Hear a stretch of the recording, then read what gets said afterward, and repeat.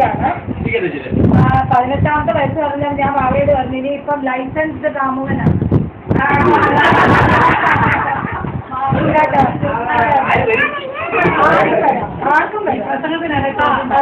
അപ്പൊ അതും കൂടെ ഉണ്ട്. പക്ഷെ അത് നമ്മൾ നിങ്ങൾ കാര്യമായിട്ട് എടുക്കണ്ട. എന്നാലും ഞാൻ പറഞ്ഞതേ ഉള്ളൂ. 18 വയസ്സ് ആകാന്ന് പറഞ്ഞാൽ കുറച്ച് എല്ലാ രീതിയിലും മറ്റൊരാളാണ്. നമ്മുടെ പഠിത്തകാര്യവും അതുപോലെ നമ്മുടെ ഭാവിയിൽ ഞാൻ എങ്ങനെ പോകണം എന്നുള്ളത് ആലോചിച്ച് തീരുമാനം എടുക്കേണ്ട ചില കടമയും കൂടെ ഭാവിക്ക് ഈ സമയത്തുണ്ട്. കേക്ക് മുറിയും ഭക്ഷണവും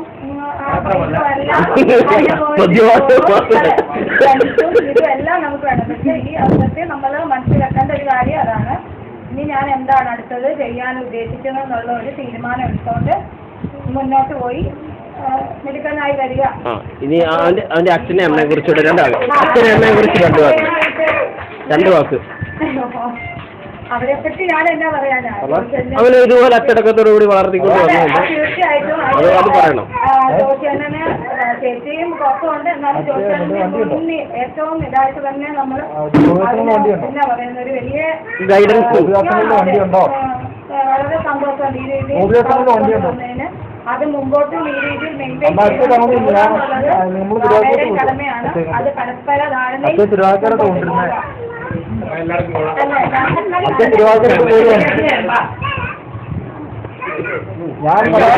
ഞങ്ങളുടെ വിശിഷ്ട അതിഥിയാണ്.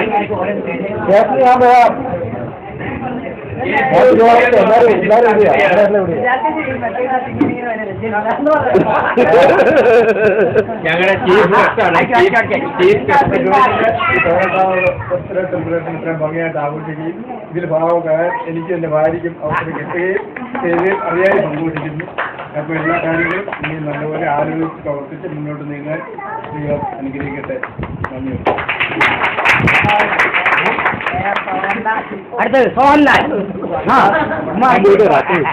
ശരി. നമ്മുടെ 18 വയസ്സ് പൂർത്തിയായ ദിവസത്തെ എല്ലാ ഭാഗവാസികളും പിന്നെ അതുപോലെ തന്നെ മോൻ പഠിച്ചത്രയും ചെയ്യണം. ഇനി നല്ല പഠിക്കാനുള്ള ടൈമാണ്. എവിടായി പഠിച്ച